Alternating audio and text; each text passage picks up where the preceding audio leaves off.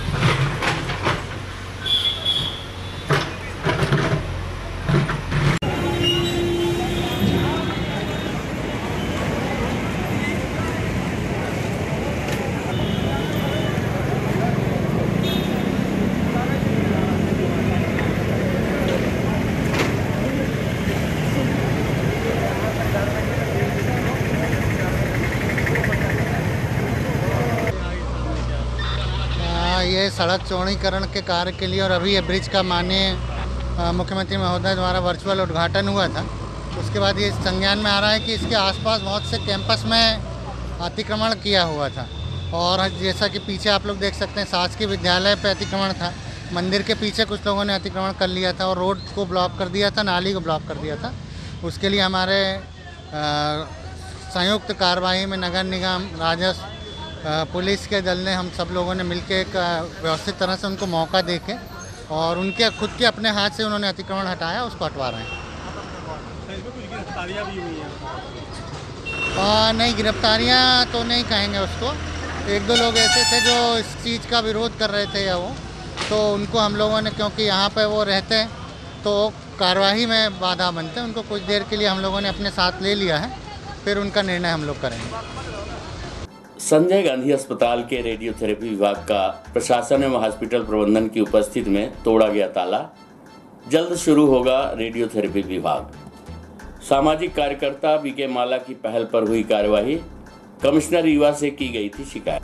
हम आपको बता दें कि संजय गांधी अस्पताल के रेडियोथेरेपी विभाग में आशा केयर सेंटर ट्रस्ट के द्वारा टेंडर समाप्त होने के बाद भी जड़ा गया था ताला। आशा केयर सेंटर के द्वारा टेंडर खत्म होने के बाद भी ताला नहीं खोला गया था, तो आज संजय गांधी अस्पताल के अधिकारी एवं प्रशासन के अधिकारी एसडीएम शैलेंद्र सिंह, नायब तहसीलदार यतीश शुक्ला की उपस्थित में ताला तोड़ा गया और आशा केयर सेंटर के सामान को एक कमरे में सुरक्षित रख दिया गया। अब संजय गांधी हॉस्पिटल प्रबंधन के द्वारा ही रेडियोथेरेपी विभाग को पुनः शुरू किया जाएगा। सामाजिक कार्यकर्ता बीके माला के द्वारा रीवा कमिश्नर से शिकायत की गई थी, जिस पर कमिश्नर ने तत्काल ही मामले को गंभीरता से लेते हुए कार्यवाही की गई है। आपको बता दें कि बीके माला द्वारा रीवा संभाग आयुक्त को पत्र लिखकर शिकायत की गई थी कि कैंसर के इलाज हेतु अनुबंधित आशा केयर सेंटर भोपाल के द्वारा अनुबंध नियमों के विपरीत कार्य किए जा रहे हैं। जैसे संस्था द्वारा स्थायी रेडियोथेरेपी विशेषज्ञ, रेडियोथेरेपी मेडिकल फिजिस्ट की भर्ती नहीं की गई, अस्पताल एवं महाविद्यालय के कर्मचारियों की मदद से राज्य बीमारी योजना के मद और आयुष्मान योजना के मद से फर्जी क्लेम करके शासन से राशि प्राप्त कर ली गई। प्रस्तुत है घटना के संबंध में डॉक्टर प्रियंक शर्मा एवं बीके माला सामाजिक कार्यकर्ता सहित नायब तहसीलदार यतीश शुक्ला से प्राप्त जानकारी के अंश।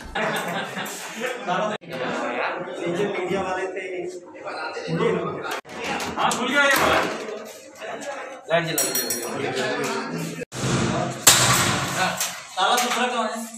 दूसरा ताला भैया ये मिला हमको। आप अपना ये पेशेंट फाइल तो आपकी है ये फाइल तो अपने रिकॉर्ड पर तो आज तो अपना है जो अपना कुर्सी टेबल है वो अलग करके जगह सुरक्षित करते हैं और अपने कमरे को शुरुआत है।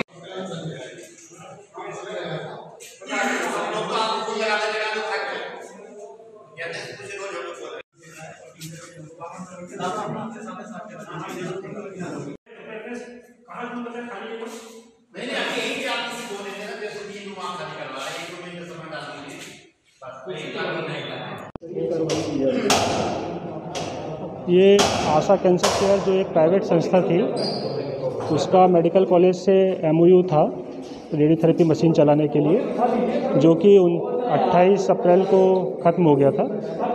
और उसके बाद शासन की कार्यकारिणी द्वारा ये नियमित लिया गया था, कॉलेज की कार्यकारिणी द्वारा, कि ये अब मशीन जो है और बाकी विभाग का संचालन संस्था के स्तर पर स्वतः ही किया जाएगा। चूँकि आपके कार्यालय काम में काफ़ी शिकायतें थी, कई वित्तीय और मरीजों की शिकायतें थी, कई संस्थाओं ने शिकायत की थी, तो तत्कालीन कमिश्नर साहब ने ये निर्णय लिया था कि अब ये संस्था और विभाग और मशीन का संचालन संस्था के द्वारा किया जाएगा। कंपनी को टेंडर मिला था? ये कंपनी ने ये एक समिति थी, आशा कैंसर केयर समिति थी, जिसमें पहले शुरू में 3 उसके मेंबर थे, फिर उन लोगों ने आपसी कुछ डिस्प्यूट के कारण 2 लोग बचे थे। कार्यकारी अभी योगेश शुक्ला जी हैं, और उनको बता के फिर ये उनको नोटिस दिया गया है, लेकिन कुछ कारणों से वो इसको पेंडिंग में डाले हुए थे। फिर जब ये उन्होंने हाई कोर्ट में भी इसका वो लगाया था, एप्लीकेशन लगाई थी, हाई कोर्ट से उनकी एप्लीकेशन रिजेक्ट हो गई थी, किसी प्रकार का एक्सटेंशन ना दिया जाए। फिर हमने एसडीएम सर, कलेक्टर महोदय के निर्देश पर एसडीएम सर से एप्लीकेशन डाली, जिन्होंने आज ये कार्रवाई करवाई है। जी, कब से ताला लगाया गया था? जब से एमओयू ख़त्म हुआ था तब से लगा हुआ था। वार्ड हम लोगों को, वार्ड हमारे चार्ज में था, वार्ड में हमारे डॉक्टर हैं, नए डॉक्टर भी कई लोग काम कर रहे हैं, तो कीमोथेरेपी और सपोर्टिव थेरेपी का ट्रीटमेंट चल रहा था। रेडिएशन थेरेपी आपने लॉक कर रखा था, तो इससे प्रभावित हो रही थी। आप उम्मीद है कि जल्दी चालू हो जाएगी। देखिए, संजय गांधी हॉस्पिटल के अंतर्गत एक वहाँ पर आशा केयर सेंटर एनजीओ के माध्यम से संचालित होता था।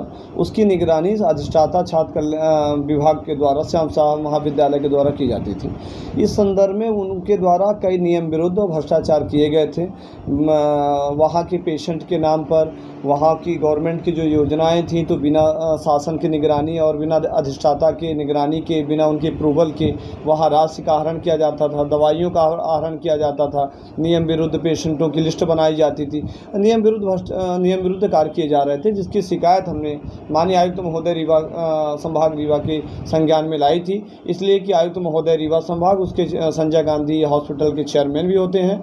ऐसी परिस्थिति में शासन को भी हमने जानकारी दी थी कि इस प्रकार स्वास्थ्य को लेकर हमारे रीवा संभाग के संजय गांधी हॉस्पिटल जो कैंसर यूनिट एक ही यूनिट है उसमें व्यापक गड़बड़ी हो रही है। जो आशा केयर सेंटर यूनिट के संचालक हैं उनके द्वारा नियम विरुद्ध कार्य किए जा रहे हैं। नियमित रूप से वहाँ पे उनके द्वारा स्टाफ नहीं रखे जा रहे हैं बल्कि नियमों को बलाए ताक पर रखते हुए कार्रवाई की जा रही है। ऐसी परिस्थिति में आयुक्त महोदय जी ने इस प्रकरण को संज्ञान में लिया और गंभीरता से लेते हुए उन्होंने इस संदर्भ में अधिष्ठाता शासकीय श्याम शाह चिकित्सा महाविद्यालय को पत्राचार किया गया था।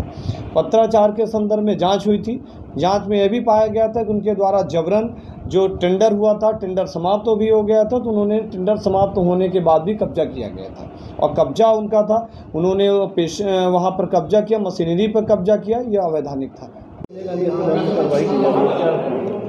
ये संजय गांधी हॉस्पिटल में कैंसर यूनिट बनी हुई है और इसको एक प्राइवेट एनजीओ आशा केयर सेंटर के द्वारा संचालित किया जा रहा था, जिसका कि जो भी इनकी निविदा थी वो समाप्त हो गई थी।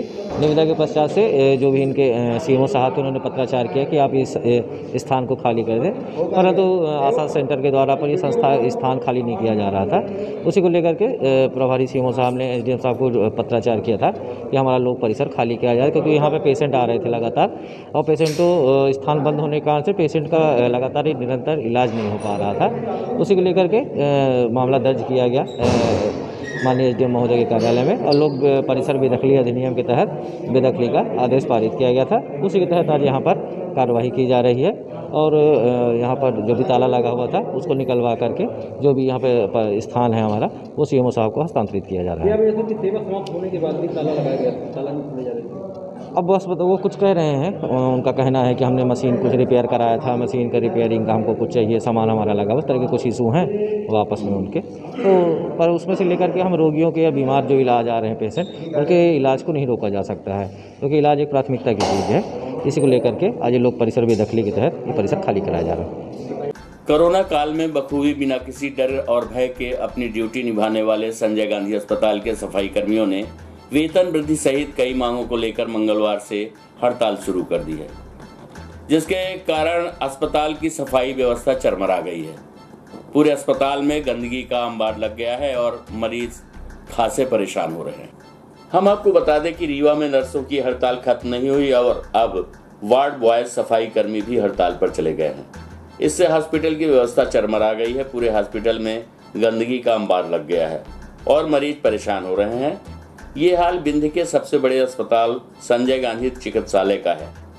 मरीज बेहाल हैं और चारों तरफ गंदगी का अंबार लगा हुआ है। मेडिकल वेस्ट चारों तरफ फैला हुआ है और महामारी का खतरा बढ़ गया है। श्याम शाह मेडिकल कॉलेज का नर्सिंग स्टाफ पहले ही हड़ताल पर था और अब यहाँ के वार्ड बॉयज और सफाई कर्मी भी हड़ताल पर चले गए हैं।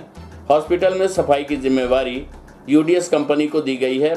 हॉस्पिटल प्रबंधन कर्मचारियों से काम पर लौटने का आग्रह कर रहा है, लेकिन कर्मचारी झुकने के लिए तैयार नहीं है, लिहाजा अब इन्हें बाहर का रास्ता दिखाने का मन बनाया जा रहा है। एजेंसी का ठेका निरस्त कर नए सिरे से काम देने की योजना तैयार की जा रही है। कोविड महामारी के बीच जूनियर डॉक्टर हड़ताल पर गए, फिर नर्सों ने हड़ताल कर दी और अब वार्ड बॉयज और सफाई कर्मियों ने बची कसर पूरी कर दी है। जूनियर डॉक्टर की हड़ताल पर नर्सें काम संभालती थीं, नर्सों की हड़ताल पर वार्ड बॉयज, लेकिन अब वार्ड बॉयज और सफाई कर्मी का काम कौन करे? सबसे बड़ी परेशानी यहाँ भर्ती मरीजों और उनके परिजनों को भुगतनी पड़ती है। प्रस्तुत है सफाई कर्मियों सहित एसजीएमएच के उपाधीक्षक डॉक्टर यत्नेश त्रिपाठी से प्राप्त जानकारी के अंश। कि जो 10 साल पुराने वर्कर हैं यहाँ के, वो रेगुलर या नियमित किए जाए और जो नए लड़के हैं कम से कम उनकी 14 से 16 हज़ार रुपये पेमेंट दी जाए। और क्या दिक्कतें आ रही हैं?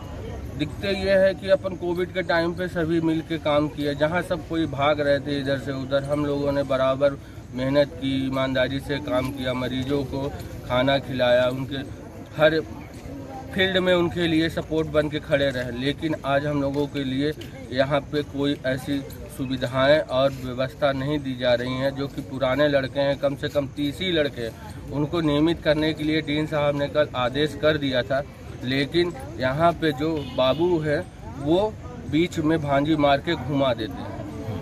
जब से कोविड चालू हुआ हम लोग कोविड में जी जान से ड्यूटी कर रहे हैं और कोई चीज़ की हम लोग परवाह करे बिना 7,000 में ड्यूटी कर रहे हैं। हम लोगों की मांग है कि 15,000 वेतन बढ़ाया जाए, हम लोग को समर्थन दिया जाए और हम लोगों तभी काम चालू करेंगे, नहीं हमारा ये नारा चालू रहेगा जब तक मेरी मांग पूरी नहीं होती।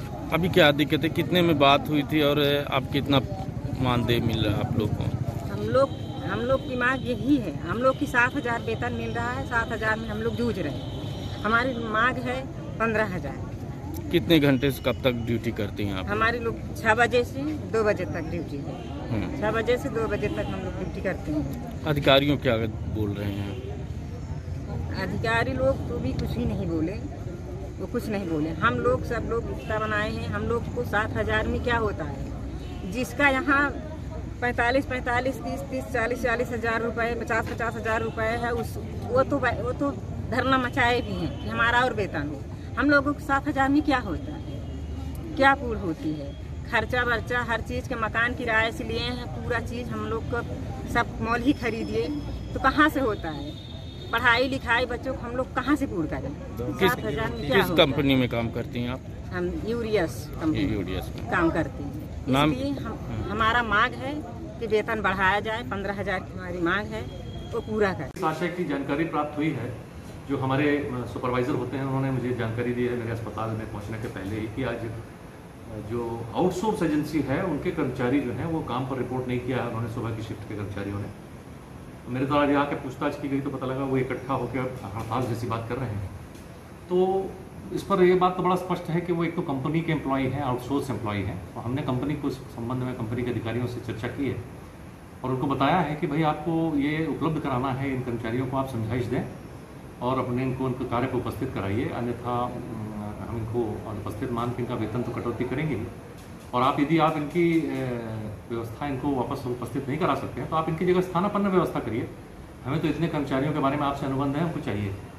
तो ऐसी बात हुई है, अभी हम उस पर बात कर रहे हैं और इन कर्मचारियों के ब्लैकलिस्ट करने के संबंध में प्रस्ताव तैयार करके भेजा जा रहा है अधिष्ठाता महोदय को, ताकि ऐसे कर्मचारी जो इस तरह हड़ताल वगैरह की बातें करते हैं, खासकर ऐसे समय में जब मध्य प्रदेश में अत्यावश्यक सेवा अधिनियम भी लागू है, तो ऐसे समय में यदि किसी के बरगलाने पर वो इस तरह का कार्य कर रहे हैं तो ये उचित नहीं है। उनको समझाइश देने की कोशिश चल रही है, नहीं मानेंगे तो हम ब्लैकलिस्ट कर देंगे। रीवा जिले के नईगढ़ी थाना क्षेत्र में 3 दिवस पूर्व डिहिया ढाबी जंगल में स्थित पहाड़ के नीचे बेला घाट में अज्ञात व्यक्ति का शव मिला था। कब्र से निकाली गई लाश साइकिल की चाबी से हुई मृतक की पहचान। आपको बता दें कि नईगढ़ी थाना क्षेत्र अंतर्गत 3 दिन पूर्व पुलिस को डिहिया ढाबी जंगल में पहाड़ के नीचे बेला घाट में अज्ञात शव बरामद किया गया था, लेकिन 3 दिन तक मृतक की पहचान न होने पर पुलिस ने शव का पोस्टमार्टम कर उसे दफना दिया था।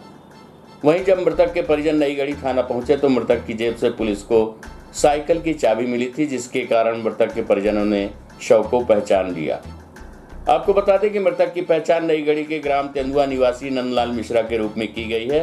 परिजनों ने बताया कि मृतक मानसिक रूप से विक्षिप्त था, यही वजह है कि उसने जलप्रपात से कूदकर अपनी जान दे दी। फिलहाल नायब तहसीलदार एवं पुलिस की उपस्थिति में मृतक के शव को कब्र से बाहर निकालकर परिजनों को सौंप दिया गया है। प्रस्तुत है इस संबंध में नायब तहसीलदार से प्राप्त जानकारी के अंश। सर, अज्ञात शव जो मिला है उसकी पहचान के संबंध में अभी 4 दिन पूर्व यहाँ पर नदी क्षेत्र में एक शव मिलने की सूचना प्राप्त हुई थी, जिसको पुलिस बल के सहयोग से शव बरामद किया गया, लेकिन उसकी चूँकि बॉडी लगभग 15 दिन पुरानी होने से उसकी पहचान नहीं की जा सकी थी, तो पुलिस ने विधिवत उसका शव दफना दिया गया था। फिर उसके पास उपलब्ध चाबी और अन्य सामग्री के चलते परिवारजनों को उन्होंने पहचान लिया कि हाँ ये हमारे परिवार के ही हैं। मृतक मानसिक विक्षिप्त था, तो इस वजह से शायद डेथ हुई है और वापस शव को परिजनों को सौंपने के लिए विधिवत अनुभागीय अधिकारी महोदय के आदेश अनुसार परिजनों की उपस्थिति में पुलिस बल के सहयोग से और ग्रामीण लोगों के समक्ष शव को निकलवा कर परिजनों को सौंप दिया गया है, जो विधिवत और हिंदू धर्म रीति रिवाज अनुसार उसका दाह संस्कार कर दिया जाएगा। रीवा के गढ़ थाना पुलिस ने घेराबंदी करके 1.5 क्विंटल गांजे की बड़ी खेप पकड़ी है। जीप में लोड करके ये गांजे की खेप लाई जा रही थी, जिसमें 3 तस्कर भी सवार थे। जिनमें से 2 को पुलिस ने हिरासत में ले लिया, जबकि एक भागने में कामयाब हो गया, जिसकी तलाश की जा रही है। पुलिस इसमें शामिल अन्य आरोपियों के बारे में भी पकड़े गए आरोपियों से पूछताछ कर रही है।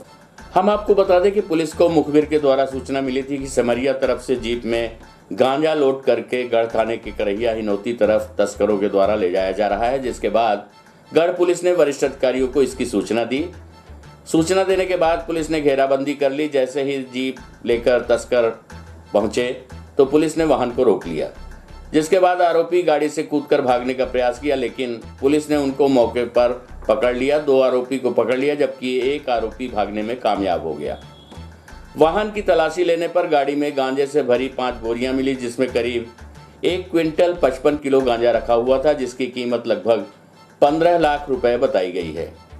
ये गांजा सिमरिया से लोड हुआ था। पकड़े गए तस्करों ने गांजा की खेप सिमरिया से लोड की थी, जिसे वे लेकर आ रहे थे। उनको गांजा सप्लाई करने वाले आरोपी के संबंध में भी पूछताछ की जा रही है। इसके अलावा तस्करी में वाहन मालिक की भी जांच चल रही है। इससे पूर्व बिछिया पुलिस ने गांजे की खेप पकड़ी थी, जिसके तार भी सिमरिया से ही जुड़े हुए थे। फिलहाल पुलिस इस मामले की जांच कर भागे हुए आरोपी की तलाश कर रही है। साथ ही पकड़े गए आरोपियों से इसमें शामिल अन्य लोगों के बारे में भी पूछताछ कर रही है। आइए सुनते हैं इस घटना के संबंध में रीवा एसपी राकेश कुमार सिंह से प्राप्त जानकारी के अंश। उनसे करीब 155 किलो गांजा पकड़ा गया है। एक बलेरो गाड़ी से आ रहा था गांजा, सिमरिया की तरफ से कहीं से आना बता रहे थे गांजा। उसकी तस्दीक की जा रही है। एक आरोपी मौके से फरार हो गया, उसकी तलाश की जा रही है और बाकी 2 आरोपियों के विरुद्ध जो है NDPS एक्ट के तहत कार्रवाई की गई है, जिन्हें आज न्यायालय प्रस्तुत किया जाएगा। वहीं गढ़ की तरफ ही आ रहा था। दोनों आरोपी गढ़ के ही रहने वाले हैं। कियोस्क सेंटर संचालक पर 2 नकाबपोशों ने किया प्राणघातक हमला। अधेड़ गंभीर रूप से हुआ घायल। संजय गांधी अस्पताल में कराया गया है भर्ती। हम आपको बता दें कि कियोस्क सेंटर संचालक पर नकाबपोशों द्वारा हमला कर दिया गया। घायल को पुलिस द्वारा रीवा के संजय गांधी अस्पताल में भर्ती कराया गया है, जहां उसकी हालत गंभीर बताई जा रही है। घटना के संबंध में बताया जा रहा है कि लालगांव चौकी अंतर्गत संदीप चतुर्वेदी लालगांव में कियोस्क सेंटर चलाते हैं। वो रोजाना की तरह सुबह घर से बाइक लेकर कियोस्क सेंटर जा रहे थे। तभी ग्राम हरदी के तालाब के पास पहुंचे, तभी पहले से घात लगाए नकाबपोश बदमाशों ने उनके ऊपर हमला कर दिया। इस दौरान नकाबपोश बदमाशों ने उनके सिर पर प्राणघातक हमला किया। वहीं आरोपी मौके से फरार बताए जा रहे हैं। वहीं इस घटना की सूचना स्थानीय लोगों ने पुलिस को दे दी। मौके पर पहुंची पुलिस ने घायल को संजय गांधी अस्पताल पहुंचाया है। वहीं हम आपको बता दें कि पीड़ित के परिजनों द्वारा बताया गया कि संदीप चतुर्वेदी आए दिन अपने घर से ही पैसे लेकर कियोस्क सेंटर तक अप डाउन करते थे। यही वजह है कि उनके ऊपर हमला कर घात लगाकर घटना को अंजाम दिया गया है। परिजनों द्वारा बताया गया कि उनके पास 3 लाख रुपए एवं लैपटॉप तथा पर्स वारदात के समय से ही गायब है। प्रस्तुत है घटना के संबंध में पीड़ित के परिजनों से प्राप्त जानकारी के अंश। क्या नाम भैया आपका? संजीव कुमार चतुर्वेदी। ये आपके भैया एडमिट है आपके चतुर्वेदी का? जी जी सर। क्या घटना क्या हुई? ये यहाँ से रोज़ बैंक के लिए निकलते थे, तो रास्ते में हरदी तालाब मिलता है, वहीं पे ये घटना हुई है। पीछे से किसी ने डंडे से हमला किया था। लूट की हुई है? जी सर। कितना पैसे ले गए? 3 लाख कैश निकाले थे अभी 1-2 दिन पहले बैंक से। हाँ, लैपटॉप था और स्कैनिंग मशीन वगैरह थी। उनका पर्स भी नहीं है उनके पास। ये क्या बजे घटना हुई? कहाँ हुई? ये 9 बजे या 9 साढ़े 9 के बीच की घटना। क्या वो बता पाए आरोपी कितने थे? जी, आरोपी लोग थे कितने थे? पहचान? 2 लोग थे। पहचानते नहीं है वो। कहाँ से आए थे वो लोग? बाइक से। बाइक से आए लोग करके रहे? जी, पीछे से हमला करके। थाने में कर दिए? जी सर। ये बताइए, ये मतलब ये पैसा काहे के लिए निकाले थे, कहाँ जा रहे थे? इन बैंक में जॉब तब ब्रांच खोले हैं बड़ौदा बैंक में। जी।